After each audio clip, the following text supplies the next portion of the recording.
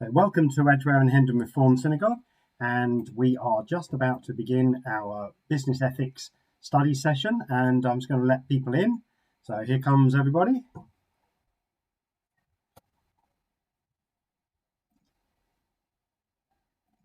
Hello. Hello everybody. We're all getting together and we're going to be joined by our friends from South Africa pretty soon as well. We're recording and we're also putting it through on the synagogue live stream as well. So let me just check that everyone can hear me. Give me a wave if you can.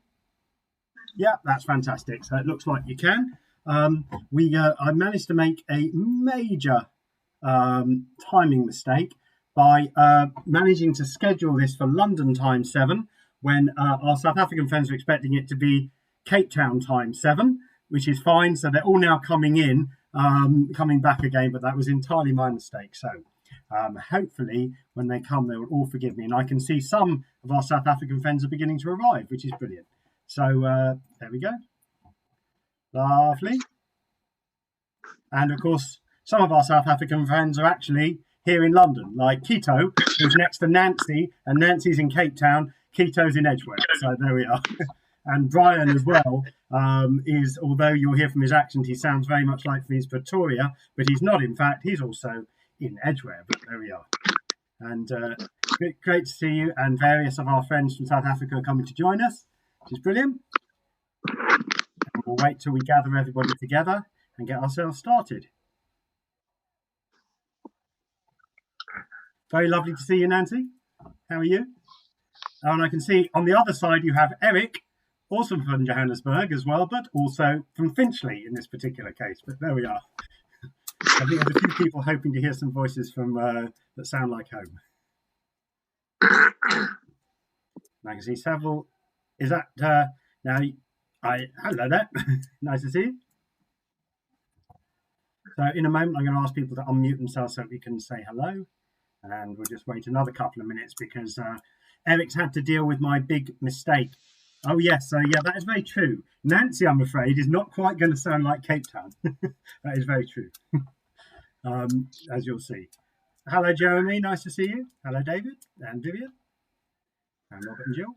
I will possibly sound more like Cape Town than Pretoria because that's where I grew up. Oh, okay.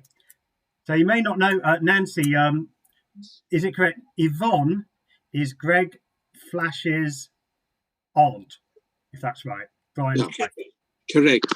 Yeah. There's all sorts of and more people are coming in, which is lovely.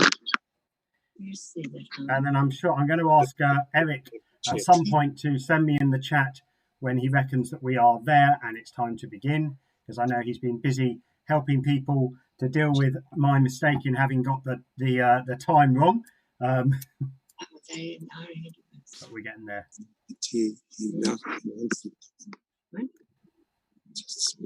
I'll just see if there's.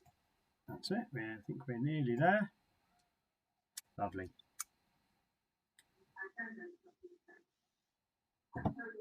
We are getting there. Okay. Now, what I do want to just try to do is the text that we're going to use, I'm going to do by sharing my screen so that everyone can see them. And let's just check that that's going to work fine. I just want to do that for a moment. So here we are. Oh, dear. So can people see that?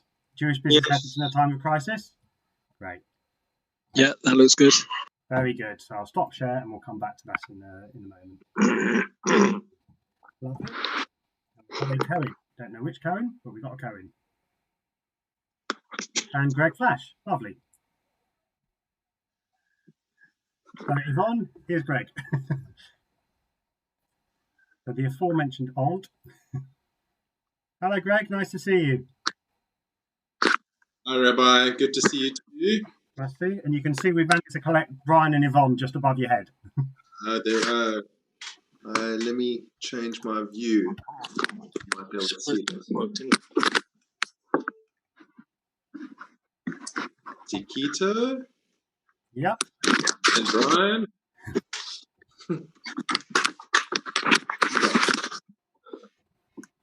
Absolutely. Okay, so I'm going to give it one more minute and then we're going to properly begin. So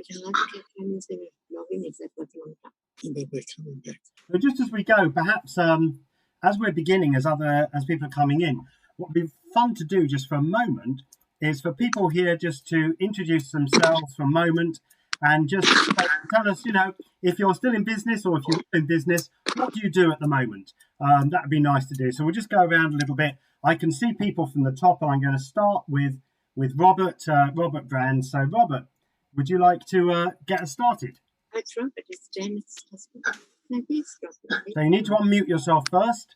I'll mute everybody else. There we go. Off you go. Robert Brand. I'm a solicitor in central London, specialising in property and estate management work. There we go. We didn't quite hear you, Robert. Can I ask you to do one more time, a bit louder, a bit closer? Solicitor in the West End of London, specialising in property matters and estate management. Lovely. Fantastic. Thank you. And Daniel Mitchell. Hi there, Mark. Hi, everybody. I have an IT support and outsourcing business, and at the moment, very busy. Some of our clients not so busy, some of our clients particularly busy, but very different working to how we normally do it, which is all face-to-face and on-site with our clients. So a complete change in how we work, but keeping busy, pleased to say. Lovely. It's also brilliant, by the way. I'm seeing some of the faces that I recognise from South Africa from when I was briefly at the Temple Israel for 3 months of 7 years ago. So nice to see you, Dean. And Robert and Jill. We're actually both retired, so we're here out of interest, really. I was in IT at the stock exchange for a long time. Didn't have much to do with the dealing, really, apart from the computing side of it. So, there we are. Thank you. And Keto. Hi. I'm at the present moment, I work with my daughter, who's a doctor, but my field used to be in computers. As Mark said, originally I was born in Cape Town, lived there, but spent lots of my time in Johannesburg, and now live in London. Thank you. And London, by the way, is this place where it's incredibly sunny with blue skies, just in case you were wondering. But it is actually at the moment. It's 29 degrees here. And Nancy. Nancy is not in business. Nancy is a community organizer, largely in the volunteer realm here in Weinberg. And now that you've heard my voice, you can tell where I'm from. I'm here out of support for Rabbi Mark, actually, because I was instrumental in getting Mark's teaching spread wide in South Africa when he was here, and always really enjoy his lessons. So thank you all. Thank you. And Eric. Eric is retired. He used to be in the art business, and he sold his gallery 2 years ago and his picture frame factory, and enjoying life in Finchley, London, sunny Finchley. Thank you. Lovely. And Brian and Yvonne. We've been retired for 14 years. But we were I was in the computer industry, in computer facilities for the missile company. And I grew up in Cape Town until I left after my engineering degree. Then I came up to the Transvaal. Thank you. And I'm a retired physiotherapist. But Eric, you forgot to mention that you ex-South Africa from long, long ago. So, Mark mentioned it, sorry. We're very busy in lockdown. We cook a lot, we walk a lot, we social distance as everybody.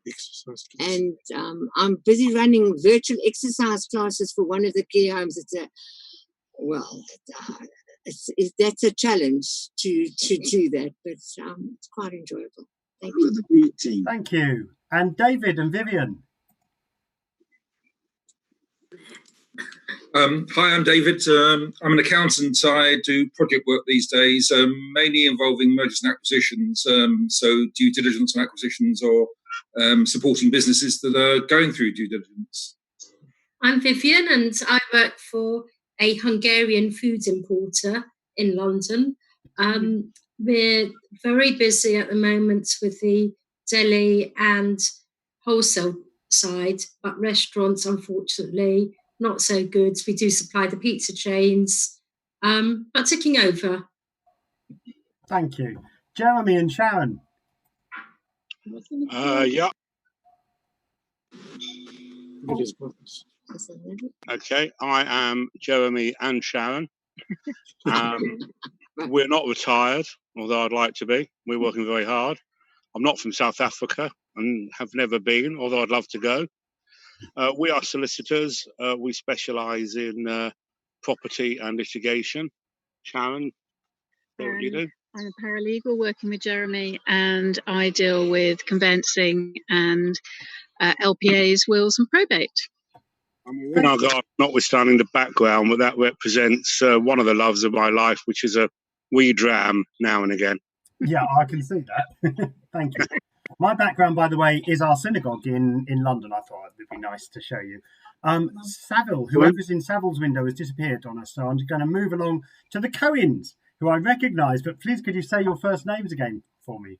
Eric and Sandra. Eric and Sandra. From Temple Israel. Sandra. Temple Israel, Wynberg, Cape Town. Brilliant. And what are you in business yourselves?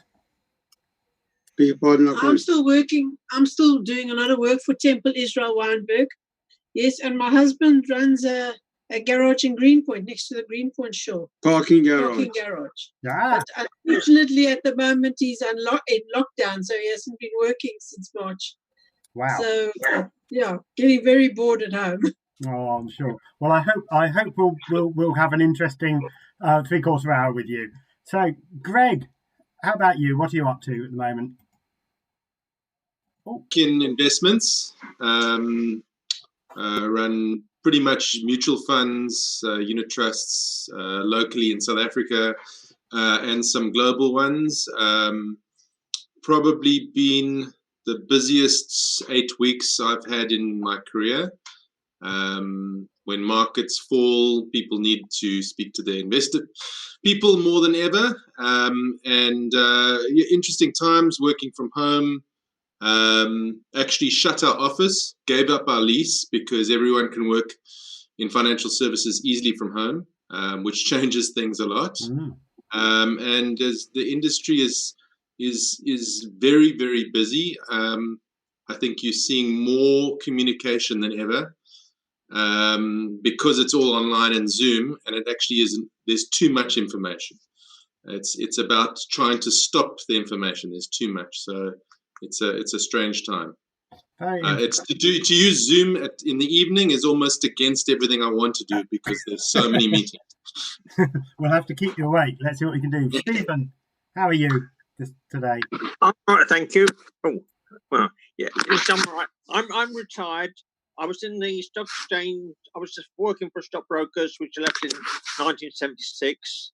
I then was working as an accounts clerk, and I finished up as a civil servant. Thank you, Steve. Thank you, Steve, for sharing that. And Peter, lovely to see you.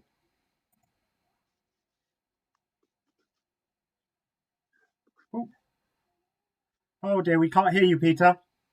I'll come back to you in a moment because I think we've unmuted you, but there's something in your own microphone that's a problem. We'll come back to you in a minute. So, Dean, lovely to see you. And next to you is Lisa. Yeah, okay. I was trying to use my memory for names. Didn't quite get there then. So I'm a chartered accountant. I've got my own business, and I help small and medium-sized businesses within the FMCG space, which is your fast-moving consumer goods, mainly the food space, as an outsourced financial director. And I also have a partner that I work with in America, and we import a product into South Africa, and we also export some South African products to America, where we're selling it on Amazon. So we're trying to get something going there, and hopefully, it is food product. It's a Mandela Rooibos tea. So those of you who have been to South Africa and have tasted Rooibos, that's what we export out of South Africa. Cool. So that's how we get it on our tables here. or at least in America. Brilliant. And what about you, Lisa? What do you get up to? I'm involved with an organization called OffJet, and we support entrepreneurs in our community through mentorship, networking, and entrepreneurial training, upskilling ourselves with running our businesses. Cool. Thank you. And Amelie, lovely to see you. Hi, Mark. Lovely to see you too. Yes, well, I'm now the president of Women of Progressive Judaism South Africa. Cool. Although that doesn't take up too much time, and very involved in sisterhood, etc., and looking after my husband who's on dialysis. Okay. So it's not so easy. But anyway, otherwise, I'm very much a domestic animal. Thanks, Emily.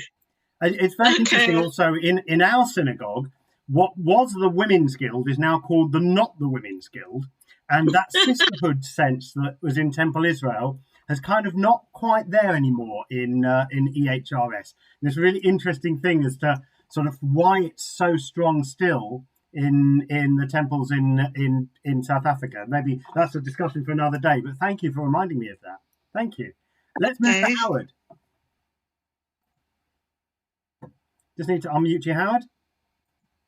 Or you need to. Good evening. So I had a backpackers in Cape Town.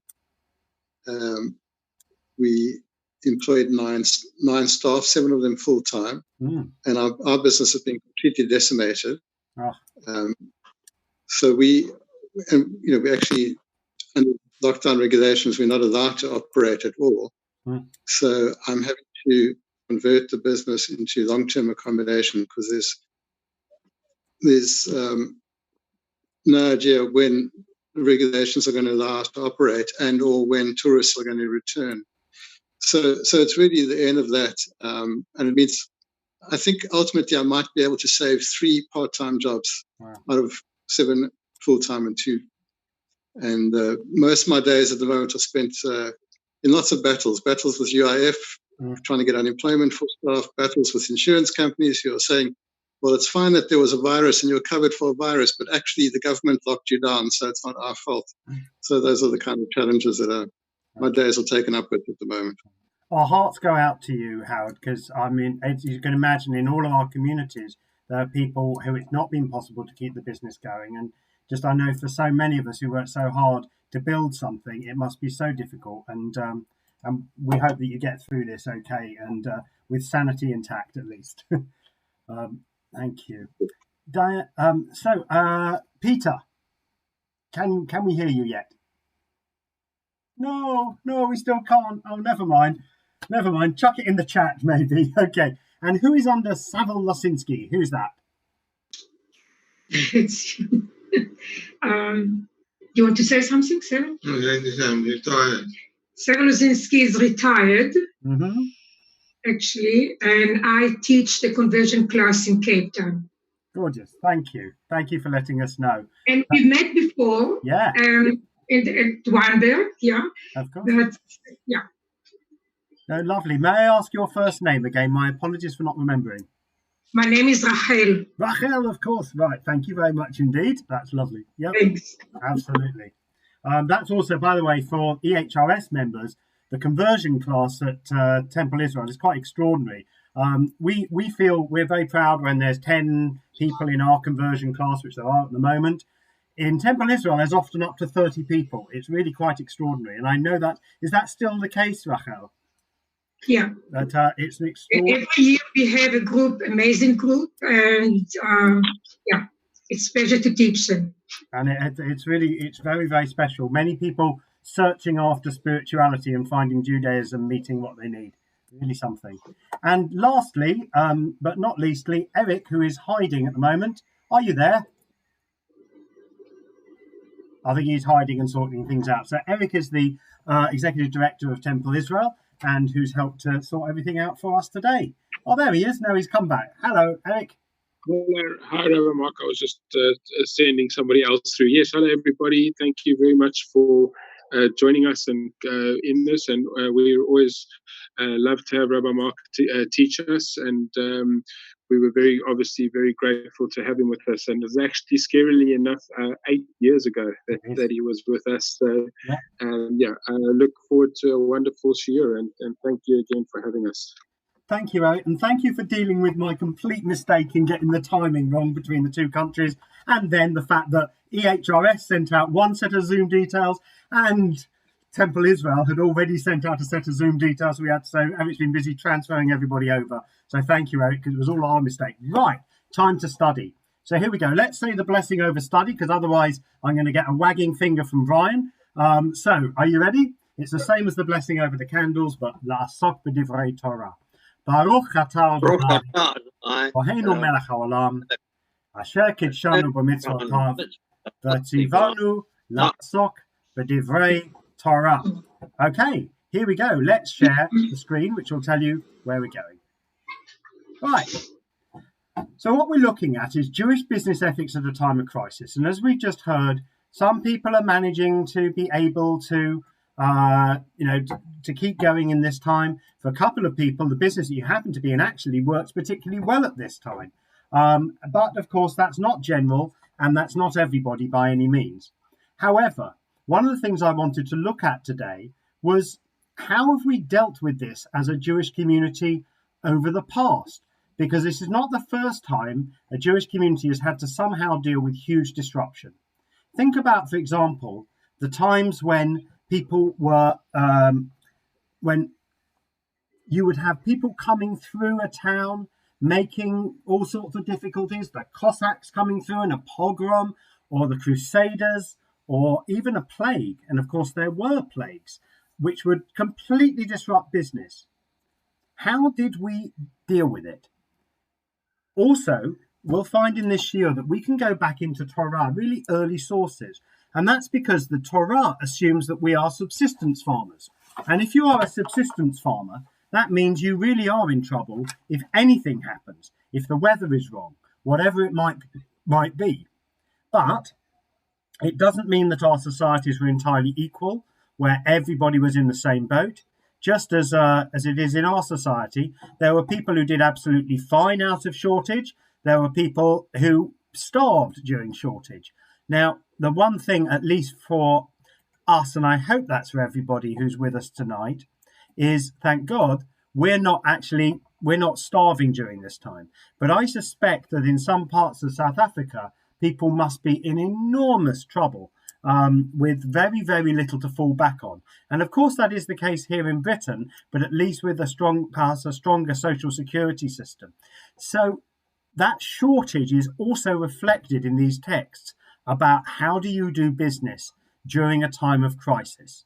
So what I'm going to start off with is this basic principle to get the whole thing going, which is, are there limits on how you earn your money?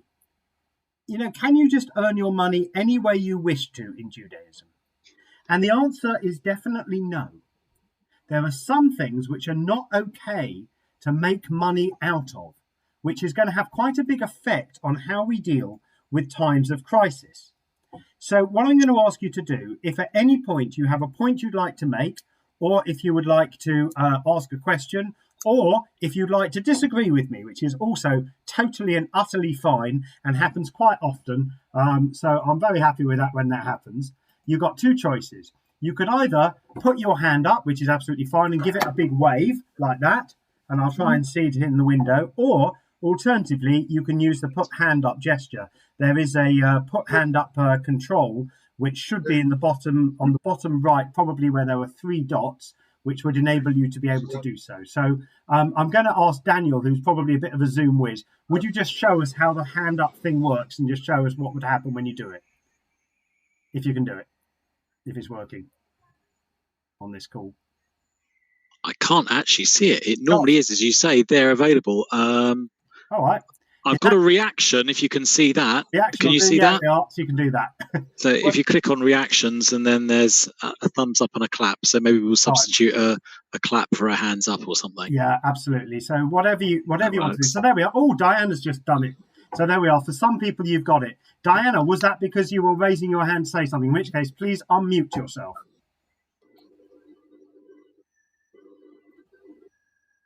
Aha. No, Diana, were you just doing that as a gesture to show how to do it? Fine. Thank you very much. And Robert and Jill, was that a genuinely raised hand there? Mute myself. Yeah. Yes. If you click on participants at the bottom, and then you've got raise hand and lower hand in the panel that pops up, it kind of disappears when you share a screen, but you can get it back if you want to use the proper raised hand. There we are. A couple of people having a go there. So where it says participants, you can find it there. And Jeremy and Sharon just had a go. Thank you very much. Right. Okay. Jeremy and Sharon, was that a genuine? No. Right. Fine. Let's keep going. Okay. Good. So can you earn money from absolutely anything? That's the question I want to start with. Deuteronomy chapter 23. And this is the part of Deuteronomy which is about creating a society in Israel for the future, in the promised land, that is livable. And it's interesting how it puts two things together that you'd have thought had nothing much to do with each other. So Deuteronomy chapter 23, verse 19. And I'm going to ask some people to read, if I may. So I can see David and Vivian there. So Whit, could you decide between you who's going to read this one for me? And then I'll explain what it's saying as we go. You shall not bring the hire of a harlot or the price of a dog into the house of your eternal God for any vow. For these are both abomination to your eternal Lord, God. So stop there for a moment. What's the problem with bringing the hire of a harlot or the price of a dog, presumably into the house of your eternal God? This is the temple in Jerusalem we're talking about. What is the problem? And what are you trying to pay for, do you think? Hire of a harlot. Yeah. I can understand the hire of a harlot. Yeah. That's, but the price of a dog, that bit I don't get. So the hire of a harlot, why would you not bring that into the temple? Basically, you're paying off a vow. Now, in some ways, we have that with our synagogues, our shul subscription. We vow to pay a certain amount to our synagogues to keep them going. And in some ways, it was much the same for the temple. You would pay off a vow in some way in the temple, but you couldn't bring the proceeds from, basically, from being a pimp. Yeah. That's kind of reasonable, I think, isn't it? I think that's not what to pay your shul subs out of. Although there's some real issues in response as to what a synagogue is supposed to do if you're a bit concerned what the source of the money of a member actually is. That might create a donation or might create the shul subs or whatever it might be. And the price of a dog, what do you think that might be?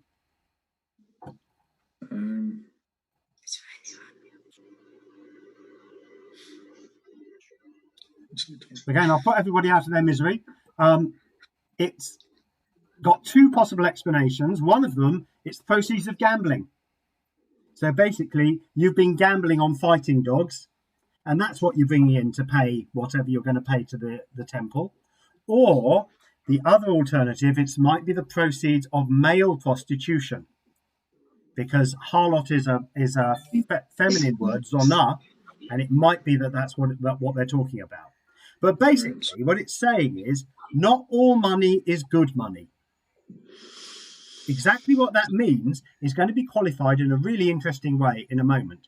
So could I ask you to continue, please, David or Vivian? I do. Yeah. You shall not lend upon interest to your brother, interest of money, interest of foodstuff, interest of anything that is lent upon interest. Keep it going, please. To a stranger you may lend upon interest, but to your brother you shall not lend upon interest, that your eternal God may bless you in all that you set your hand to in the land where you are entering to possess. What is the problem with interest?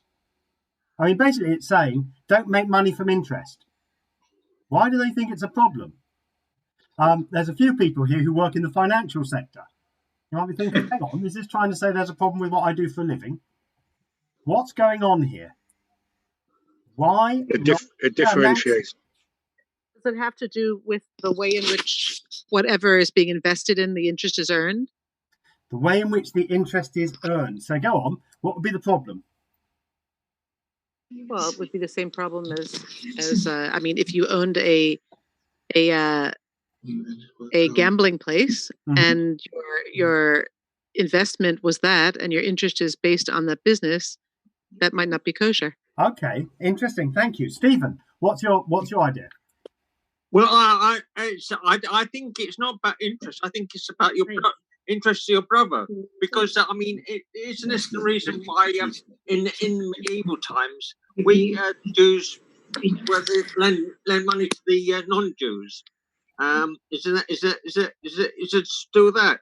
That's right. It certainly has a link with that, because as you see here, it seems that to your brother, however that's defined, you don't lend on interest, but anybody else, you could. So I could see another hand up, and that was, where was that? I saw that Jeremy and Sharon, and then Keto. What's the problem with earning money from interest, do you think, in this passage? Jeremy. Well, I was going to say the same thing I think as Stephen did, that it does differentiate between brother and everybody else, but the difference is brother and stranger. So presumably it doesn't literally mean brother. I don't know how far the definition of that would extend. And it's also interesting that it tells you twice not to lend to your brother. That's right, it does. It tells you twice. And the word for brother is achicha, which is a general word for anybody who you consider a brotherly relationship with, effectively. Whereas the word for stranger is ger, which normally means somebody who's like a foreigner within your society in some way. So what's going on? Why this differentiation? I'll go to Keto, and then I'll do some explanation. So am I unmuted? You are. Okay. Mine's a question. Is there a difference between interest or devaluation of the devaluation of money? I mean, for argument's sake, if you have a certain amount at the beginning of the year, at the end of that year, it's that amount you can buy less with that money than you could at the beginning of the year. Yeah. Because of devaluation. Yeah. So if you lend money to your brother, then effectively you are losing money. Right. Okay. You are losing money, but what this I think is suggesting. So this is what our rabbis interpret this as. The issue is you've got somebody to whom you have some kind of a relationship. There is a relationship of some sort between you and them. Therefore, if they need you to lend money to them, don't make money from that. But if there's no relationship between you, that's okay. It's not a big deal. Why would somebody want to borrow any money in biblical times, do you think? What would it be for? So are you happy to have a go with that, David and Vivian? Because I can see you have a hand off. I don't know if it was for that, but... No, it wasn't for that. Yeah, so I had a lovely little story to tell, which was related to interest on food. Yeah, go for it. Okay, so there's a pepperoni factory in Hungary that was set up 150 years ago by a Jewish man. And he started making pepperoni out of beef. Right. Unfortunately, the beef did not sell. So somebody said to him, we'll make it out of pork. And he said, I can't. And they said, yes, you can. You're making money. This is what we'll sell. Anyway, made so much money that in the town, that the factory, to this day, he built a synagogue out of the profits. That's my lovely little story about the trade. The synagogue built on pork. I love that. Yep. Yeah. Brilliant idea. Well, anyway, actually, can I ask, joking aside, would that fall under this bit of Deuteronomy? This bit of Deuteronomy gets interpreted pretty narrowly, okay? So I think quite deliberately. It gets interpreted narrowly that this issue of lending interest is specifically about lending on interest to a fellow Jew, and that you don't lend on interest because there is some kind of a relationship somehow, so therefore you shouldn't make money out of that, and because Originally, why would you want to borrow money? It's because you're in dreadful trouble. You've got no seeds to plant. You've got no chance of feeding your family for the next year. We shouldn't make money out of that.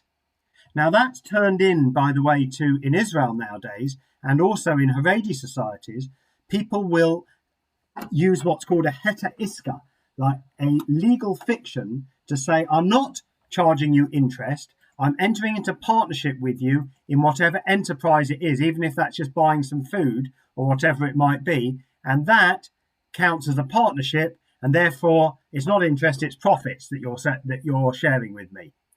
So it is a little bit, it's a legal fiction, but that's how they deal with it. Jeremy, yes. Yes, so I've got two questions. First of all, the issue about the synagogue built from the sale of pork, doesn't that come under 19? So that's my first point. And my second one is just an observation, because I know from the legal work I do or discussing this tonight, it's very similar to Sharia law, where you can't borrow on interest at all. And so they have this fiction where the lender takes a sublease. So, like you say, a joint venture type thing. And that's how they get their money back, with interest. Absolutely. And that's effectively the way that the Jewish heta iska works. The big difference between Sharia compliance and compliance with that in Judaism is a Muslim may not borrow money on interest, but a Jew can. So we used to have free loan societies in a lot of Jewish communities. I bet they had one in Cape Town, in Johannesburg and Uthorn and places like that. And I know they had them in London and Liverpool and Manchester, free loan societies so that Jews could lend to each other. And it was one of the things the community would set up. But also, it's a different thing. And because Jews could lend money to other peoples, as Stephen said earlier, that meant that there was a possibility of Jews lending money as a business. And indeed, it was very important during medieval times that Jews would actually do that. Okay, let's move on a little bit. And I saw Greg had his hand up and then went down again. Were you about to give a response to the Sharia thing, I suspect, from your own experience? Brilliant, thank you. Lovely. So now we know you can't make money from absolutely anything. So making money from interest that you're charging to the destitute is not considered to be okay. Making money from some things which might be considered to be immoral by some people, also the same issue goes on. I'm going to just admit it's lovely to see Tony Seymour and Roy Silver coming to join us. Thank you. Let's now move on to economics as a whole. From Rabbi Lord Jonathan Sachs, who in his book, The Dignity of Difference, wrote this about the economic system. So I'm going to, we need this in a South African voice. So Dean, would you be happy to read that, please?